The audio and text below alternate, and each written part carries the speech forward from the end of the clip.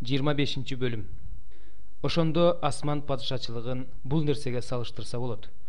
10 кыз колдоруна чырактарын алып, күйөөнү утурлап чыгышат. Алардын 5өө акылдуу, 5өө акылсыз эле. Акылсыздары чырактарын ала чыгышканы менен майын албай чыгышат.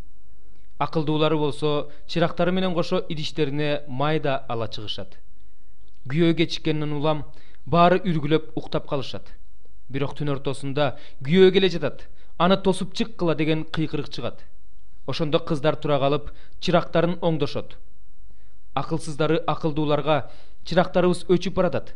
Бизге майыңардан кайрылышкылачы дешет. Акылдуулар бизге да, силерге да жетпей калбаш үчүн сатуучуларга барып сатып алгыла дешет. Алар май сатып алганы кеткенде күйөө келип калат. Даяр турган кыздар аны менен бирге үйлөнүү тоюна киришет. Алардын артынан эшиктер жабылат. Андан кийин берки кыздар келип, "Кожоюн, кожоюн, эшикти ач" дешет. Ал силерге чындыкты айтып коеюн. Мен силерди тааныбайм деп жооп берет. Ошондуктан сергек болгула. Себеби адам уулунун келер күнүн да, саатын да билбейсиңер. Асман падышачылыгын бул нерсеге салыштырса болот. Бир адам бөтөн жерге кетип жатып, кулдарын чакырып аларга акча каражатын тапшырат. Ар бирөөнүн алдына жараша, бирине 5, бирине 2, бирине 1 талант берип жолго чыгат. 5 талант алганы дароо барып акчаны айландырып 5 талант пайда табат. 2 талант алганы да 2 талант пайда табат. 1 талант алганы болсо барат да кожоюнун акчасын жерге көөм коет. Арадан көп убакыт өткөндөн кийин кожоюн келип кулдардан эсеп кысап талап кылат. 5 талант алганы дагы 5 талант алып келип, "Кожоюн, сен мага 5 талант бердиң эле. Мына 5 талант пайда таптым" дейт. Кожоюну ага, "Жарайсың, ишенимдүү жакшы кул. Кичинекей иште ишенимдүүлүк көрсөттүң. Сени чоң ишке коем. Кожоюнуңдун кубанычына ортоктош бол" дейт. 2 талант алганы да келип, "Кожоюн, сен мага 2 талант бердиң эле. Мына 2 талант пайда таптым" дейт.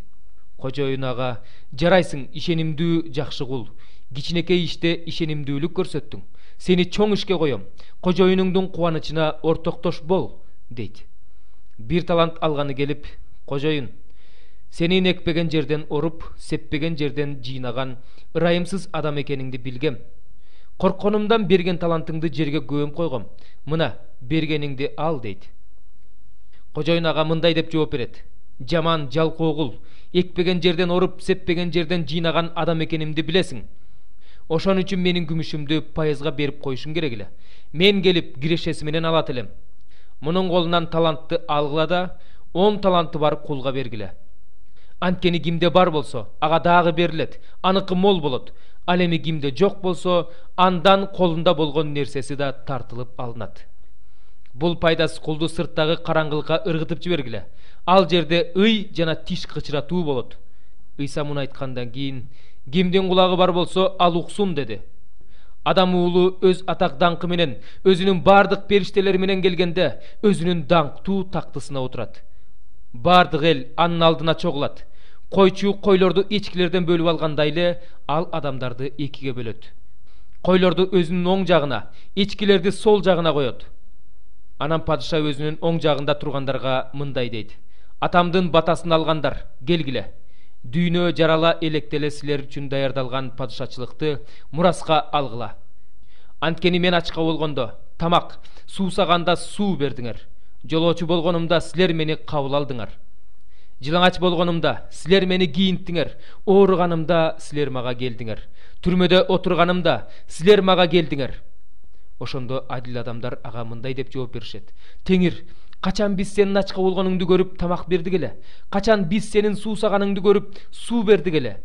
Качан биз сенин жолоочу болгонуңду көрүп кабыл алдык эле? Качан биз сенин жылаңач болгонуңду көрүп кийинттик эле? Качан биз сенин ооруп жатканыңды же түрмөдө отурганыңды көрүп сага келдик эле?" Падышаларга мындай деп жооп берет: "Силерге чындыкты айтып коеюн. Менин бул кичине бир туугандарымдын бирине жакшылык кылганыңар, мага кылганыңар." Анан сол жагындагыларга мындай дейт: "Каргышка калгандар, менин жанымдан кеткиле. Шайтан менен анын жиндери үчүн даярдалган түбөлүк отко түшкүлө. Анткени мен ачка болгондо силер мага тамак берген эмессиңер, суусаганымда суу берген эмессиңер. Жолоочу болгонумда силер мени кабыл алган эмессиңер. Жылаңач болгонумда кийинткен эмессиңер. Ооруганымда, түрмөдө отурганымда силер мага келген эмессиңер. Ошондо алар андан: Теңир, сенин ачка болгонуңду, суусаганыңды, ооруганыңды, түрмөдө отурганыңды биз качан көрдүк эле? Качан сага кызмат кылбай койдук эле деп сурашат. Ал болсо аларга мындай деп жооп берет: Силерге чындыкты айтып коеюн. Менин бул кичине бир туугандарымдын бирине жакшылык кылбаганыңар, мага кылбаганыңар. Булар түбөлүккө азап чегишет. Адил адамдар болсо түбөлүк өмүргө ээ болушат.